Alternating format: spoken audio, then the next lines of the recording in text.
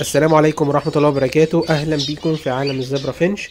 النهاردة إن شاء الله هنتكلم عن إزاي نجهز الأقفاص اللي هنربي فيها تربية فردية.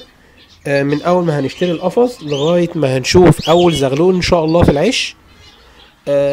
وما تنسوش قبل ما نبدأ الفيديو إن شاء الله إنكم لو مش مشتركين في القناة تشتركوا وتفعلوا الجرس عشان يوصل لكم كل الفيديوهات الجديدة من القناة.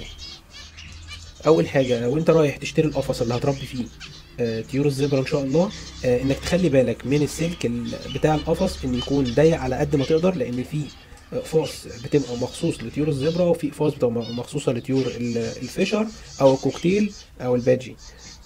فخلي بالك من الموضوع ده، لان الاقفاص ممكن تبقى نفس الشكل ونفس الحجم، بس الفرق في ضيق السلك.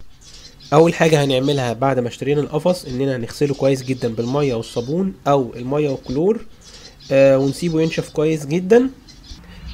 بعدها هنشتري او نجيب قفايز بلاستيك زي اللي بالفيديو اهي، او هنجيب سلك رباط وهنربط القفص كويس جدا من جميع الاتجاهات زي ما احنا شايفين.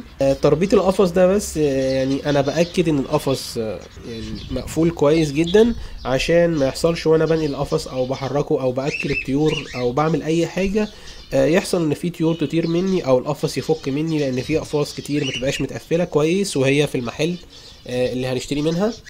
بعد كده هنلاقي جاي مع القفص اللي احنا جايبينه الوقفات او العصيان اللي بيقف عليها طيور. دي هنغيرها خالص ونستبدلها بخشب. هي بتبقى عبارة عن فروع اشجار بتبقى مناسبة لقبضة يعني قبضة رجل الزبرة. ودي نقدر نجيبها من اي مكان، يعني ممكن تشوف اي شجرة قريبة منك وتبدأ تاخد منها فرعين ولا حاجة وتركبها. وطبعا نشيل اي مرجيحة موجودة او اي العاب موجودة في القفص. بعد كده هنعلق حامل السيبيا ونحط فيه قطعة سيبيا. بعد كده هنعلق المسائي ونعلق الأكلات ونحط في كل أكالة نوع من الحبوب لوحده، يعني حط كل نوع حبوب في أكالة منفصل، يعني حط البلكم لوحده، الدنيبة لوحده، الفلارس لوحدها، الدخن لوحده. وما ننساش طبعا قبل كل ده ان احنا الأكلات والمسائي نغسلها كويس جدا برضو بالمية والصابون. بعد كده هنبدأ نجيب الجزء اللي احنا اشتريناه ونحطه في القفص من 4 ل5 ايام من غير ما نعلق العش.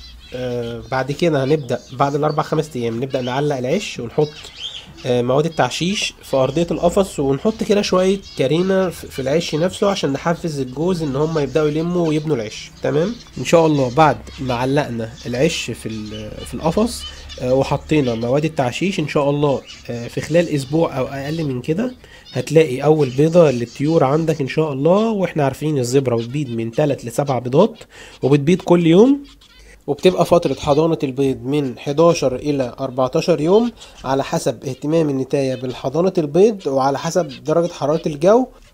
ويبقى احنا كده اتكلمنا ان شاء الله عن تجهيز الأقفاص من اول ما تشتري القفص لغاية ما تشوف اول زغلول عندك في العش. وبكده يبقى وصلنا لنهاية حلقة النهاردة عن تجهيز الأقفاص التربية الفردية لطيور الزبرة. ويا ريت الفيديو ده لو عجبكم يا ريت تعملوا لايك للفيديو وشير عشان غيركم يشوف الفيديو.